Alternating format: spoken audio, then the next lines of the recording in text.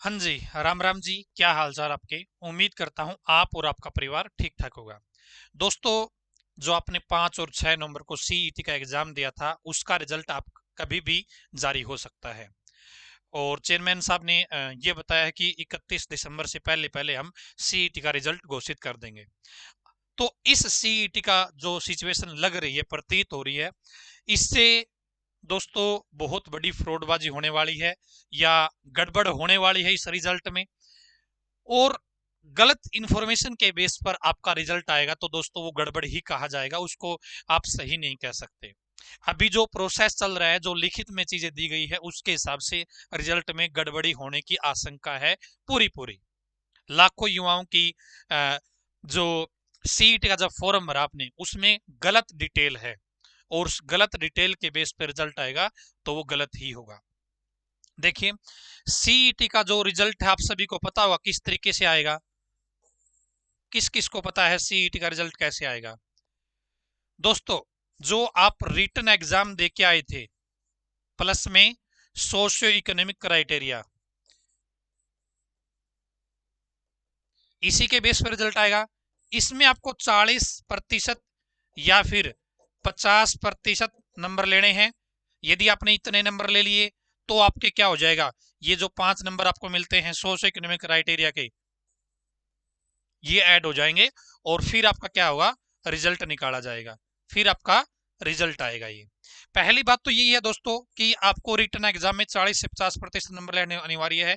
कुछ बच्चों को डाउट है कि भाई इन दोनों को मिला के 40-50% है या फिर अकेला रिटन 50% की जो कंडीशन है वो इसके बेस पे है, केवल इसके बेस पे है। ठीक है।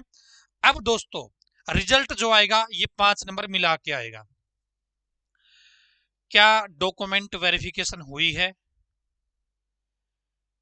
क्या बिना डॉक्यूमेंट वेरिफिकेशन के सोशल इकोनॉमिक क्राइटेरिया के जो नंबर ऐड होने हैं वो वास्तव में सही ही हो पाएंगे ऐड? जब पीछे आपने देखा होगा कि सोशल इकोनॉमिक क्राइटेरिया के नंबर बहुत सारे बच्चे गलत ले रहे हैं, बहुत सारे बच्चे फ्रॉड आ रहे हैं, जबकि उनकी डॉक्यूमेंट वेरिफिकेशन हुई थी। यहाँ पे ये जो 5 नंबर दिए जाएंगे सीईटी के इसमें प्रोसेस में, इसकी तो कोई डॉक्यूमेंट वेरिफिकेशन हुई नहीं है। इसकी तो कोई डॉक्यूमेंट वेरिफिकेशन ही नहीं हुआ है। यहाँ पे क्या होगा दोस्तों, कुछ गलत बच्चे हैं, उनको बेनिफिट मिल जाएगा। ठीक है।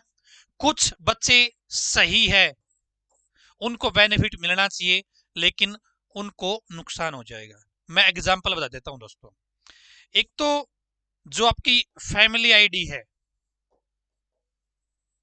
उसके बेस पे आपकी जॉब है वो देखी जाएगी है या नहीं है।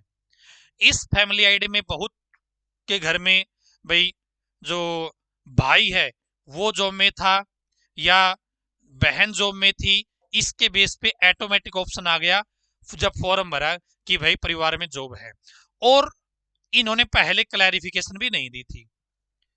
ठीक है। तो यहां पे गड़बड़ हो जाएगी। अब इसके बाद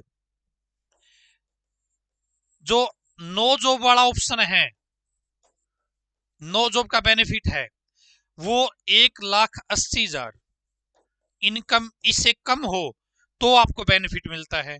बहुत सारे लोगों की फैमिली आईडी में इनकम पहले गलत थी, खान न दाने कौन थे उनके घर पे, लेकिन इनकम फैमिली आईडी में 5 लाख तक शो कर रहा था।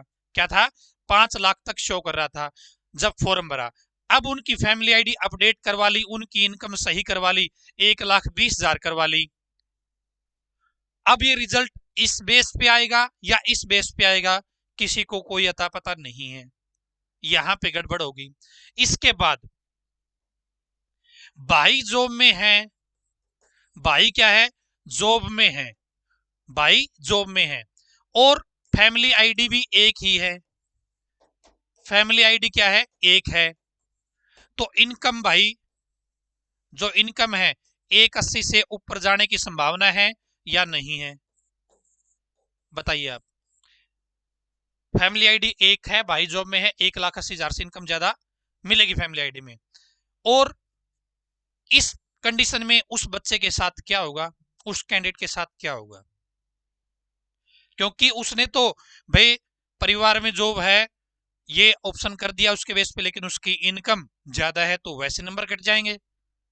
यदि इनकम के बेस पे उठाएंगे, डायरेक्ट फैमिली आईडी के बेस पे उठाएंगे, तो यहां पर इस तरीके से बहुत सारी समस्याएं आने वाली है। नो जॉब का कोई इन्होंने तहसीलदार वगैरह से वेरीफाई नहीं करवाया। यहाँ पे एक समाधान हो सकता था, जब फॉर्म भरे तहसीलदार से वेरीफाई करवा लेते भाई, कम से कम नो जॉब वाला तो मैटर कुछ कुछ हद तक सुलझ जाता है। ये फैमिली आईडी वाला तो इनको क्या करना चाहिए, या तो अब का जो डाटा है वो उठाना चाहिए, अब का जो डाटा है वो उठाना चाहिए तो कुछ बेटर हो सकता है, अदरवाइज तो गड़बड़ हो गई होगी। तो यहाँ पर चीजें इस तरीके से भाई सामने आ रही है। बहुत सारे बच्चे मैसेज करें ताऊ जी मेरे साथ ऐसा है, मेरे साथ वैसा है। भाई अब कोई समाधान नहीं है इन चीजों का फिलहाल तो। भाई ये या तो फिर तहसीलदार से वेरीफाई करवा ले, एक बार डॉक्यूमेंट अपलोड करवा ले, ठीक है, फिर बेनिफिट दे दे। एक तो आपका भाई फैमिली आईडी लेटेस्ट अपलोड करो, उसमें इनकम है जो वो दोबारा वेरीफाई हो जाए। तो अब इन्होंने एक छोटा सा प्रोसेस कर देना चाहिए ऑनलाइन में भी, कि आप अब वेरीफाई कराओ परिवार में जॉब है या नहीं है, तो उसके बेस पे नंबर ऐड कर दो। 3 दिन के लिए, 2 दिन के लिए पोर्टल ओपन करे इस तरीके से, और जो लोग एंटर करे अपनी डिटेल उसके बेस पे आप सोशल इकोनॉमिक क्राइटेरिया है रिजल्ट में ऐड करके फिर रिजल्ट निकालो, रिटर्न टेस्ट में ऐड करके फिर रिजल्ट निकालो। अदरवाइज दोस्तों बहुत बड़ी गड़बड़ होने वाली है। तो आपकी क्या राय है इसके बारे में कमेंट बॉक्स में मुझे जरूर बताइएगा। और ग्रुप डी एग्जाम की तैयारी कर रहे हैं तो नया बैच स्टार्ट हो चुका है, 43 491 70 15 24 34 91, इस नंबर पे आप कॉल करके इन्फॉर्मेशन ले सकते हैं, ठीक है। बाकी आप जो भी सुझाव देना है कमेंट बॉक्स में जरूर बताइएगा। धन्यवाद, भगवान करे आप सभी का समय शुभ रहे।